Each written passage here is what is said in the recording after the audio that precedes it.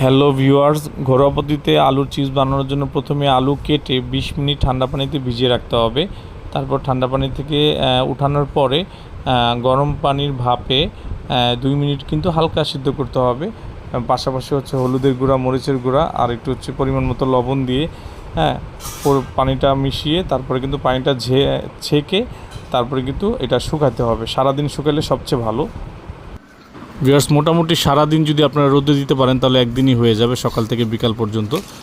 So একদিনের মধ্যে কিন্তু এরকম করকরা হয়ে যাবে এবং করকরা হওয়ার পরে কিন্তু মোটামুটি চিপসের কাজটা শেষ। সো আমরা এখন কিন্তু আমরা ডাইরেক্ট ভেজে নিতে পারবো। সো আমরা এখন চিপস আমাদের হয়ে গেছে এবং আমরা এটা দীর্ঘদিন সংরক্ষণ করব এবং পাশাপাশি কীভাবে ভাজলে কীরকম হয় সেটা আপনাদেরকে দেখাচ্ছি।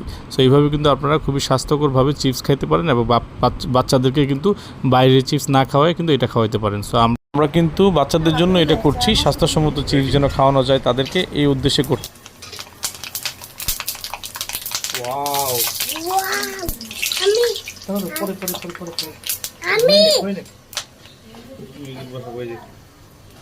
দেখতে পাচ্ছেন আমাদের চিপসটা ভাজা হয়ে ভেজে নিয়েছি আমরা, কীরকম দেখাচ্ছে, খুবই মচমচা। এবং এইভাবে কিন্তু আপনারা ডুবা তেলে বা মেশিনেও কিন্তু আপনারা ভাজতে পারেন, তো কড়াইতেও ভাজতে পারেন। ভিউয়ার্স, আমরা এখন দীর্ঘদিন সংরক্ষণ করব বয়মে ভরে। এখন আমরা প্রাইমারিভাবে কিছু খাওয়ার জন্য করছি, পরবর্তীতে আমরা কিন্তু লং টাইম যেন খাওয়ানো যায় বাচ্চাদেরকে, সেজন্য কিন্তু আপনারা প্লাস্টিক বা কাচের বয়মে কিন্তু আপনারা রেখে দিয়ে দীর্ঘদিন রেখে দিতে পারেন। নর্মালি কোনো ফ্রিজে রাখতে হবে না।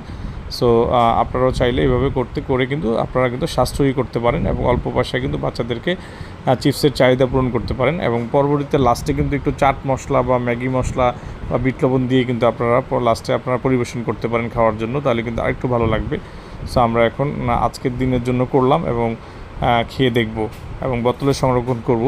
এই পদ্ধতিতে দেখতে পাচ্ছেন অনেক অপ্রয়োজনীয় বোতল কিন্তু বাসা থেকে যায়, সেখানে কিন্তু আপনারা এই চিপসটা সংরক্ষণ করে দীর্ঘদিন রেখে এভাবে মাঝে মধ্যে ভেজে খেতে পারেন, আপনাদের বাচ্চাদেরকেও পুষ্টিকর চিপস খাওয়াতে পারেন। তো সবাই ভালো থাকবেন, সুস্থ থাকবেন, আল্লাহ হাফেজ।